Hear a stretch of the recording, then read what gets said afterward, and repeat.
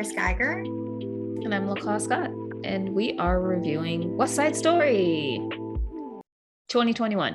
2021. So, I know we talked a little bit about this in one of our earlier episodes, but tell us what you think about West Side Story. Well, I really liked this film. It was actually one of my top 5 of 2021. I think it's beautifully shot. I think it's great storytelling. To be honest, and I think I mentioned this in our 2021 wrap up, this is the first time I'm seeing West Side Story. So it was brand new to me. I'm familiar with the songs, I'm familiar with obviously the story, but seeing it on the big screen, seeing Steven Spielberg, seeing all these colors come to life, it was just really exciting. It was a very, very fun experience for me. How about yourself, Chris? What did you think? So I had seen West Side Story on Broadway as the musical. I've never seen the movie before, although I've seen snippets of it, just through osmosis over time. You see that. I really, really like that they brought Rita Moreno back for this. Yes. I thought that they could have taken more risks. This seemed like a pretty straightforward telling of West Side Story, which it's a good story. The music is good. The actors were good. Everything was good. But if you're not going to take any risks, why are we doing this again? So I felt like even though it was great, it was unnecessary. Okay. And it's unfortunate. I didn't think I was going to like it, honestly. I thought the two people who played the main characters, Maria and Tony, the only other thing I've seen Ansel Elgort in has been Baby Driver, and he plays a very unemotional character in that movie, intentionally. Yeah. But I was like, how does that translate into like this big musical character? There's lots of singing and dancing and very expressive emotionally, and I thought how's that going to work out? But he did a great job. I think everyone who was in it was great. The production was great. Everything was great, but just unnecessary. I can totally see that. I too felt like the lead characters were a little lackluster. However, I did like the peripheral characters. So the woman who plays Anita, Bernardo, the ensemble cast of the Jets and the Sharks, and I was obsessed with like the color palettes and watching the movement, and especially the scene where it's the school dance, and it was just like this huge number. And what I thought was interesting was I think it was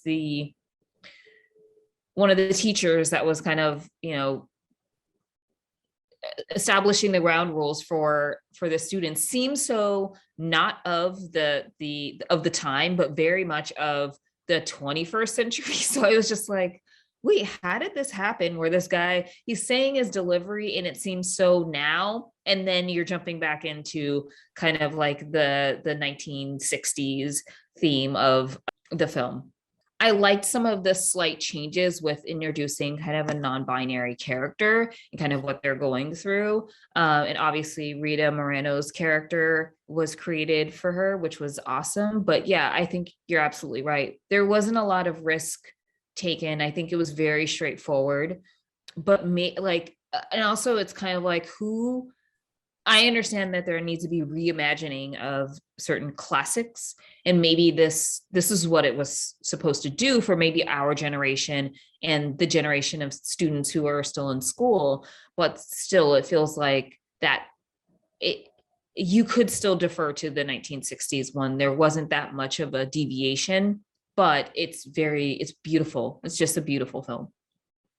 I did think that the actors that they picked for these roles in some cases could have been younger looking.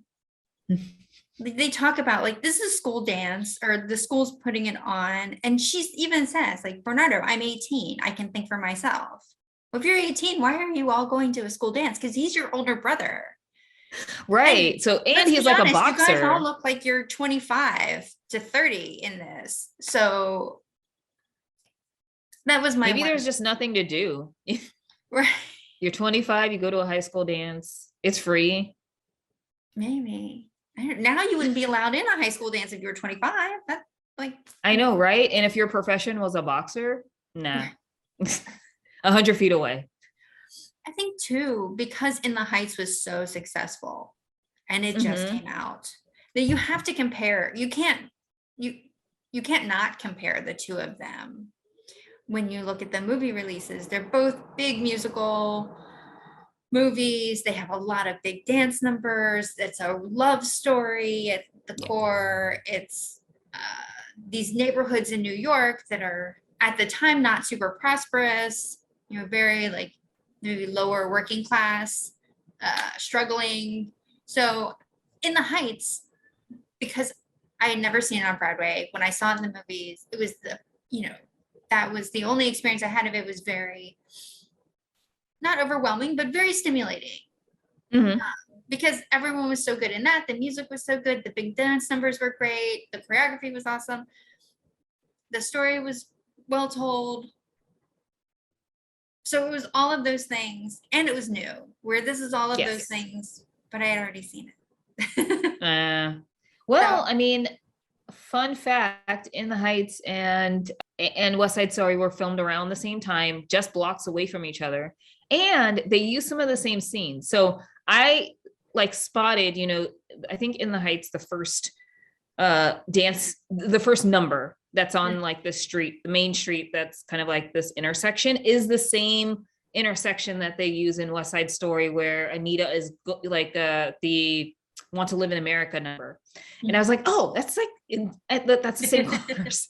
And I was like, that's so cool. They probably like had to figure out, what days they're gonna shoot, and maybe they have the same extras. I mean, that's yeah, I was just like, oh, that's cool. So fun fact. And yeah, West Side Story was supposed to come out, I think, in the summer, and then they pushed it back to be more of a film that's in contention for Oscars and an award season, which it is because it won 3 Golden Globes. so our scores are pretty close. Hair and makeup, you have 3, and costumes, you have a Yeah. 3. But those are our Hmm. 2. Oh no, I have Raiders Choice as a 1. Rader's Choice. You're like, no. But just because it's unnecessary. Hmm. It's Spielberg. He could have Well, taken more risks. you know, it's interesting because I feel like with every other film he has taken a risk, and this maybe is the one where he didn't. Yeah, this is almost a vanity project. Like when he was young, he saw West Side Story. He was like, I love this. I'm going to do this one day. And then now he's fulfilling that dream. But he didn't really, yeah, I wanted more more differences. And he is certainly the guy to pull that off, but he didn't. Yeah. But I gave it Well, story 3 because it is still a good story. yeah. Yeah. I mean, I thought it was okay. A reimagining of Romeo and Juliet, fine. For me, what really stuck out was the cinematography. Like at some point, I was like thinking, "Oh, is this a Michael Bay thing?" Because of the way that the shots were getting all this like streaming of light. Mhm. Um, the costumes, as I mentioned before, the colors are so vivid. The hair and makeup is just phenomenal, um and the production quality I really really like I really like the scenes. We're familiar with Lincoln Center, and then just having that, a little glimpse of what it would look like in the future, and then seeing, kind of the construction and the way that they kind of displaced a lot of people in areas that we're very familiar with. It was just like, oh wow, like this is literally, not too far from where we are now. And there's a lot of historical context. So it was just seeing all that come to light, was really nice. I did really like the scenes that they shot at the cloisters. Hmm. Yeah. A Um, very New York movie. Yes, totally. Look for us on Patreon. That's where all of our content is moving. So you'll be able to access still a lot of it there, but that'll be our primary portal. So we'll continue to do promos on Instagram and see what's showing up. But I just watched a documentary called Chicken People. So I'll be adding that that review shortly. Oh my gosh, that's interesting. I want to see that. I do need to add more reviews. So that'll be coming up very soon. Awesome. Well, thanks everyone. See you next time. Thank you. Bye.